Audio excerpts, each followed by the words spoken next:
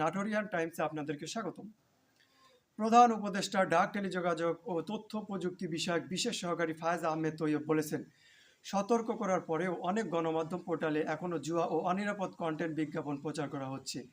এ ধরনের বিজ্ঞাপন প্রচার করলে বিনা নোটিশে যে কোনো মুহূর্তে সংশ্লিষ্ট গণমাধ্যমের পোর্টাল বন্ধ করে দেওয়া হবে। গতকাল মঙ্গলবারে রাজধানীর আগারগাঁয়ে বিটিআরসি ভবনে অনলাইন জুয়ার প্রতিরোধ করণীয় বিশেষ সভায় তিনি এসব কথা বলেন। ফায়েজ আহমেদ বলেন, প্রায় সব মিডিয়া পোর্টালে এখনও অনিরাপদ কন্টেন্ট আসে, জুয়ার বিজ্ঞাপন আসে। এখান থেকে তারা টাকা পায়। জুয়ার অর্থ লেনদেনকারীর অ্যাকাউন্টের তালিকা তৈরি হচ্ছে এবং যেসব পোর্টালে জুয়ার বিজ্ঞাপন প্রচারিত হচ্ছে সেগুলো বন্ধ হবে।